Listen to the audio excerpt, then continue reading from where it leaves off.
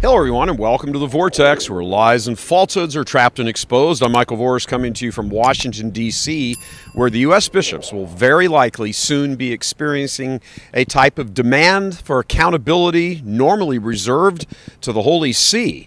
The issue is the bishops' communist-minded social justice agency, Catholic Charities, and it's drawing down of billions in U.S. tax dollars to help undermine southern border security and, of course, by extension, the entire republic.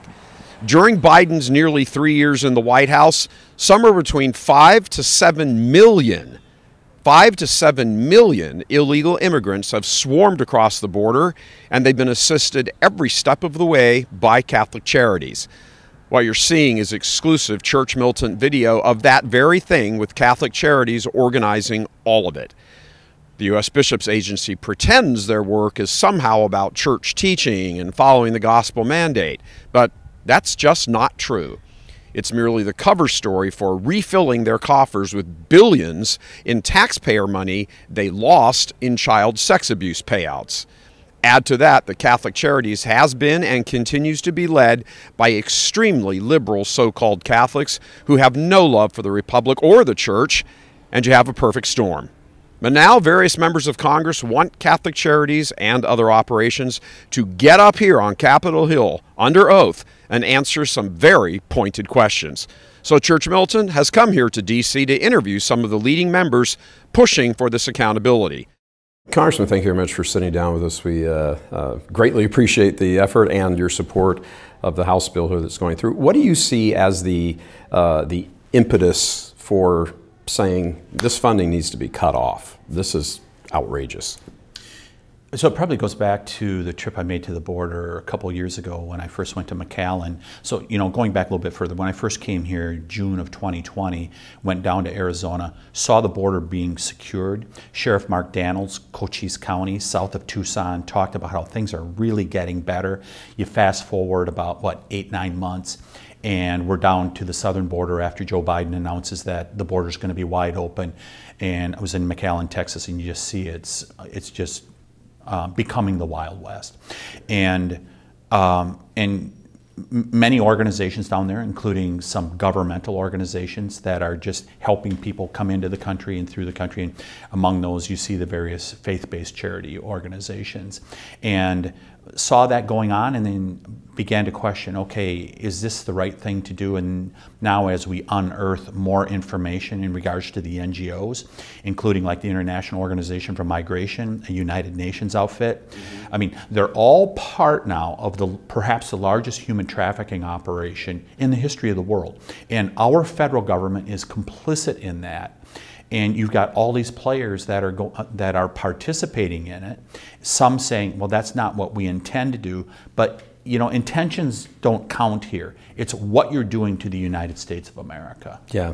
The largest recipient of the money is Catholic Charities, and the USCCB, the Bishops' Conference, which has multiple groups. Some of them don't even have the name Catholic in it. That when you add all of that money together is billions of dollars. And there's sort of well, as we were told down in McAllen at the border, we were told, yeah, the Catholic Charities is essentially the illegal immigrant travel agency.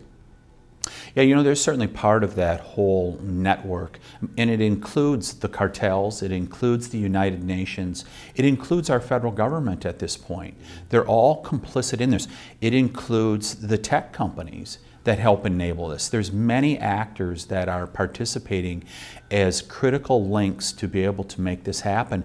And all we're asking for is accountability for the taxpayers' money. I mean, you alluded to, there's billions of dollars that are going to these organizations, including the faith-based organizations, and the American people want accountability. Now, we all want to be, we all want to help people. That are in need or whatever. But you've got people that, the cartels are, from what I'm understanding, they're even setting up straw men to be able to use the name of some of the faith-based charities to say, we're doing this under this guise. That's just wrong. Do you think that there is Where are members of Congress on this particular issue? I know the southern border thing is starting to gain a lot of traction even on the other side of the aisle from you guys. But is there an appetite, do you think, in Congress to say, whoa, this has gone on way too far, way too long, we got to get our arms around this? I think the American people are leading on this. When you see what's happening in New York, Chicago, places like that, the American people, both in red states and blue states, are really starting to say, this is out of control. You know, fentanyl, trafficking, terrorists coming into our country. They're saying this is enough of this. So it's really the American people leading it, and Congress is slowly coming along. I don't think most congressmen fully understand what's going on with some of the faith-based organizations, because they assume they're doing the right and charitable thing. And that's why I brought this up, probably 2 years ago. And I've had some Democrat members on Judiciary attack me, saying that you're against religion. You even go against, you're even attacking the faith-based organizations that are out there. No, I'm not attacking them. I'm pointing out what they're doing and that they're not accountable to the American people, and they're actually a link in the chain of what's going on in the largest human trafficking operation perhaps in the history of the world. That is not why people put their money into these faith-based organizations. They need to be held to account. Now, I think as we continue to ramp up information, which, sunshine is the best disinfectant. Put your information out there. If you've been doing the right thing and you're not facilitating illegal immigration, if you're not facilitating human trafficking, then you got nothing to fear. All right. Do you think there is where is the tipping point, in your view, that enough members of Congress say, okay, that's it. We're holding up funding, even if we have to attach this issue to other funding measures, we're holding it up because we are not going to keep paying billions of dollars to all these organizations, Catholic Charities included, that are helping essentially undermine the Republic. We're done. I think more information needs to be provided, and we need specific examples that come forward. Hopefully we can get this before the Judiciary Committee, which I sit on. Representative Gooden sits on it, and hopefully we can get a hearing that focuses on this. If we could get the focus on this specific issue and who the players are, that really will build that awareness. And at some point, you're not going to be able to, if you're in opposition to what we're trying to do with H.R. 2, you're just not going to have a leg to stand on anymore if we show conclusive proof that this is going on. And I believe we have it. Yeah, it is. It's very clear. Do you think that the American people have been sort of hoodwinked here? This has been going on for years, but do you think they've been sort of hoodwinked? There's a kind of rhetoric. Democrats attacked you for attacking faith-based organizations. That they've got a pretty decent propaganda machine moving along here. The left does, and the religious left is part of that. Well, the left always does this. They shout you down. We see whatever the issue is, they're going to shout you down, and you have to be able to stand against that. And that's what we're doing, is we're just standing against it and saying, this information needs to get out. But I say to the American people, don't take my word for it. Let's have the hearings. I'm fine with us having to prove that this is going on. But when they start to shout you down, you're starting to get over a target. Well, to that point, you're obviously aware that when Congressman Gooden sent the letter on behalf of you guys to first the bishops, then Catholic Charities, he got either no answer or he got called a liar. I would imagine, since you were a co-sponsor of the bill, you sort of take offense at that too, because the charge of lying sort of redounds to all of you. Well, so I was raised a Catholic, and so I just. People take too much offense these days, but if I were to be offended, it would just be because, okay, answer the questions. Show the American people that the money is being used legitimately. I just think it's really important for Catholics across the country to know that this is going on the southern border. You have a concern about it. You should make sure that the dollars that you're sending in are being used for legitimate purposes, not enabling this human trafficking operation that's going on. I just think we're still in this phase of the American people fully understanding what illegal immigration means. It means terrorists are coming into our country. It means the largest human trafficking operation.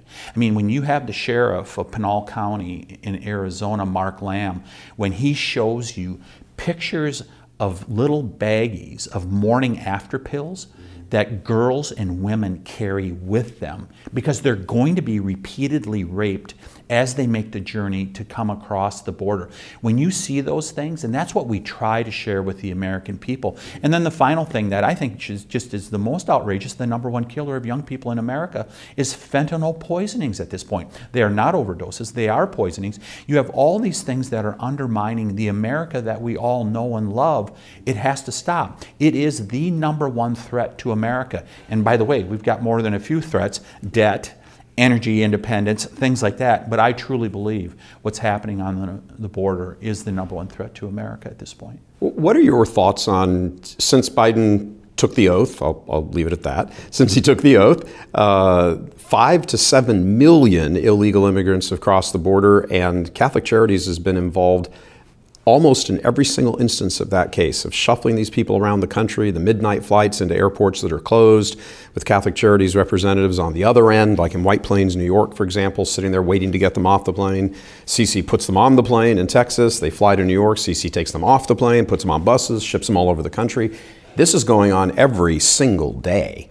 And it's 5 to 7 million people. You add all this together and it's larger than the population of 12 states. So I don't think it's just Catholic Charities. I think it's all the faith-based organizations and NGOs. You need to open your books. You need to show the American people how you're funding this. Where are you getting your money? And what we're going to find out is a lot of that money is coming from the American people. So in other words, the American taxpayer is paying for their country to have a human trafficking operation. To have fentanyl come into their country, to have terrorists come into the country. You are funding that. And it takes you back to Khrushchev, where he said, we're going to give the capitalists the rope to hang themselves. I paraphrase him in regards to that, but that's kind of what's happening in the country at this point. Sure. It's you're a religious man. How bothered are you by the fact that much of this is being spearheaded? Yes, there's a whole series of NGOs, but is being spearheaded really sort of by the religious left under the guise of the gospel mandate. We're just trying to help the poor. How does that sit with you? Well, I just find it unfortunate that we have so many charitable organizations and just nonprofits that if the left can co-opt them, they do it. And it's really important at this point that people understand where their money goes, when they're giving to charities, how effectively it's being used. They need to review where their money is going to make sure it fits what their values are. So you're on the Judiciary Committee, as you mentioned. Are you, Congressman Gooden told us that there are, there's discussions now about subpoenas, hearings, we want answers. How real is that? So I haven't asked Chairman Jordan about that in the last couple months, exactly where it's at, but I know Representative Gooden has been asking for those things, and I share that ask with him. Mm-hmm. And so I'm hoping it happens, and it's primarily for transparency and for accountability. Let's tell the American people, I don't care what the issue is out here in Washington, D.C., just give the American people the truth, and they will come to the right conclusion. So just everybody, put your cards on the table. Don't hide anything from the American people, and good stuff will come from that. If you hold the hearings, and Catholic Charities is sitting there as kind of the girl in the room, and then the Lutheran group and the Jewish group and all those also. How do you, well, first of all, do you anticipate that you're going to be excoriated by the media for attacking religion, or however they phrase it? Do you expect that that might happen? And if it does, what's your answer to that? Because you got to fight that media war. Sure. Some will do that, but you just provide the facts to the American people. I mean, that's what it takes, because we do have credibility. I've been to the Darien Gap. I've been to the border. I've seen what is going on. I've seen the NGOs like IOM. I've seen all of this happening. I talk to my local sheriffs who are having to deal with the fentanyl poisonings. Every state is a border state. And so we have credibility on our side, and we will only provide the facts for the American people. And I think that's a powerful antidote to those that try to shout us down. Do you think, are you expecting that you'll have any agreement, maybe even cooperation from the other side of the aisle on this? I would hope so. I'm an optimist by nature, and I'm hoping, I mean, they're seeing what's happening. You're seeing Democrat mayors across the country and some governors that are saying this has got to be dealt with, and just in terms of broad terms. So I think there is movement in that way. I just think I think you have a fair number of rank and file Democrats that serve in Congress that they just believe they can't stand up to the illegal immigration machine because otherwise they're going to get primaried. Right. I think that is the big fear for a few of them. Is that a realistic fear, do you think? Oh, sure. I mean, take a look at some of the liberal lions back. I think about the 2020 election, the November 2020 election. You had a Democrat congressman, New York, Chicago, and St. Louis, all liberal lions, very reliable votes. They got beat by progressives that were like, you aren't liberal enough. You need to be a Bernie Sanders progressive. And so, yeah, it's a real fear for them. But what do you love more? Do you love your job more, or do you love America? As we look in the future here, because we're essentially a year away from the primaries, just a few months away, how do you see this issue beginning to unfold? It's going to be the primary. In political. Yeah, this is going to be the primary issue. I mean, why did we put H.R. 2, the Secure the Border bill, in front and center when we were dealing with budget negotiations? Because this is the most important issue before the American people at this point. Excellent. Congressman, thank you so much. It's good to join you today. Appreciate your time. Thank you. Thank you.